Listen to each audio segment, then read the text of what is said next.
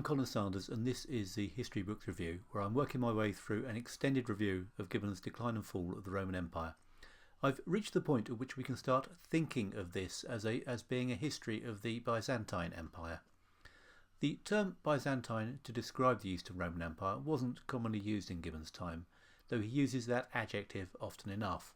It is often said that Gibbon disliked and disparaged the Byzantines, and it's from the start of chapter 32 that the quote most often used to justify this idea comes. In fact, it's the first sentence. The division of the Roman world between the sons of Theodosius marks the final establishment of the Empire of the East, which, from the reign of Arcadius to the taking of Constantinople by the Turks, subsisted 1058 years in a state of premature and perpetual decay. So you can see what they mean. I think it's easy to take this point too far, though.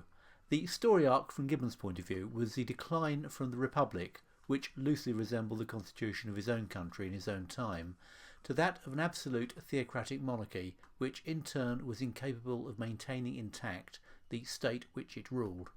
In that sense, the Byzantine part of his story was no more than a continuation. I've certainly not found that the tone of the book changes when you move to the eastern half. What does happen here is that the narrative splits. The final collapse of the West becomes one thread, and the developments in the East, starting with the reign of Arcadius, are now dealt with in separate chapters. This scheme has been followed by most historians ever since, which is really why we think of the Roman Empire as having ended in the 5th century rather than the 15th. This is only Gibbon's achievement in the sense that he was the first to put that framework on things. It does match the real story so closely that it was bound to emerge as the way we would come to think about it, but nearly all accounts of this period are at pains to point out quite rightly that this is very much the view you get from the perspective of knowing what happens next. None of the players at the time would have regarded the division of the empire following the death of Theodosius as being any more significant than any of those that preceded it. Even the collapse of imperial power in the West would probably have not looked as irrevocable at the time as it later proved to be. The restoration of the empire would have seemed quite possible, probable even, and it would go on to be a recurrent theme for centuries, with many historical figures casting themselves with varying degrees of credibility as restorers of the empire. Charlemagne in the 8th century is an obvious example.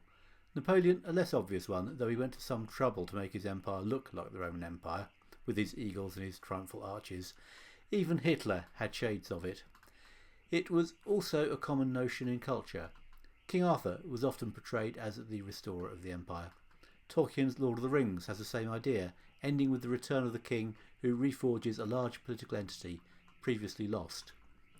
I think it's only in the late 20th century that Europeans really seem to have finally let go of the idea that the empire might somehow reappear. Despite the obvious comparison, nobody refers to the European Union as a reborn Roman Empire, and none of its symbolism is derived from imperial precedents.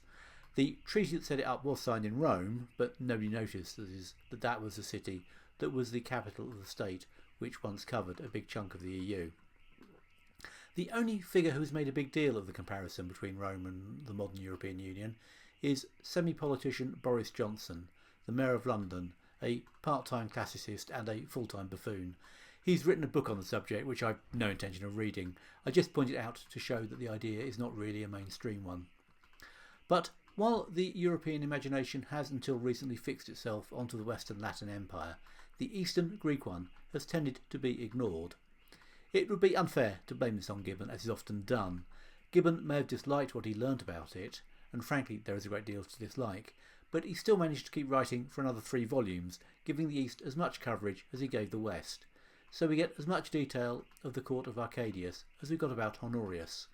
The two brothers shared a common lack of ability to either govern themselves or to find somebody capable who would do it for them. We've already heard about the shortcomings of Rufinus, the Eastern Praetorian prefect gone bad.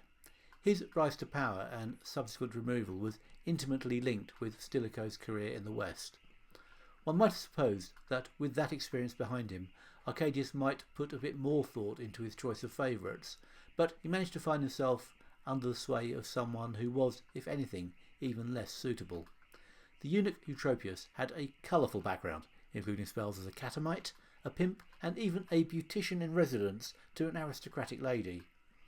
That varied and rather subterranean career must have given him one heck of a perspective on human nature. He certainly ingratiated himself extremely efficiently once he got to the palace. He used similar methods to Rufinus. Appointments to lucrative posts were made in return for bribes. False charges were brought to extort the property from wealthy citizens. Rivals were eliminated and scores settled with enemies. The man who introduced Eutropius as a slave to the emperor, one Abundantius, was later punished by his former servant. Eutropius had his estate confiscated and the man himself exiled. One might have thought some gratitude would have been in order to the man who gave him his big break, but I suppose the sight of a former master must have been uncomfortable. Settling old scores is one of the pleasures of wielding power. Eutropius also knew how to use it to keep powerful potential enemies out of the limelight. Timasius was a successful general who had a good track record against the Goths. The prestige this brought him might have been turned into the basis for a bid for power. Eutropius had him hauled before the emperor on trumped-up charges, and after a few formalities he was banished to a place called Oasis in the deserts of Libya. It's intriguing to discover that Gibbon doesn't know about the use of that place name as a description of a watering hole. In turn, I've been able to find any other reference to the place. I wonder if this is the result of some translation error on Gibbon's part. The novelty of having a eunuch wielding executive power did not go down with the commentators in the West. His lack of ability for the serious business of government was mocked and derided in Italy, but dissent was stifled in the East, where the principles of theocratic autocracy were being developed and implemented. A law was promulgated making it illegal to even think about attacking the person of the emperor or his household. The penalties for such a crime were severe, and even the children of the Gildan party were held liable. It is impossible to portray the Roman Empire at any point in its history as a great upholder of human rights, and Roman justice would barely qualify to even the name by our standards. But even so, the rule of law was an ideal to which the Republic and the Empire had aspired, even if it usually fell quite a way short of that ideal. The Byzantine Empire was not going to be like that. Its principles were going to be blind obedience to the will of God, with the emperor functioning as the appointee of the Almighty. Any opposition was both treasonous and blasphemous.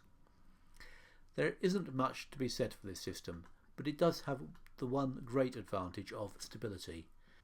Reading the history of Byzantium, this isn't immediately obvious. About a third of all the monarchs in its history acquired the throne as a result of violence, often specifically directed at the incumbent. But this instability at the top is misleading. The tradition was that once an emperor was established, his legitimacy was unquestioned. People carried on with their jobs and, most importantly, continued to pay their taxes. Success was a sign of the favour of God, and with God behind you, you were entitled to rule in his name. Many emperors were to be found wanting and replaced, but the institution itself was unquestioned until the empire itself ceased to exist. So, if somebody like Eutropius could effectively control the person of the emperor, he could run the show how he pleased, which was exactly what Eutropius proceeded to do. Thanks for listening to this episode of the History Books Review. I'd love to hear what you think via iTunes, reviews, comments on YouTube or on the blog historybooksreview.co.uk. Next time we'll be looking at a sort of Alaric wannabe in the rebel Gothic chieftain Finginus. I hope you'll join me for that. In the meantime, thanks for listening.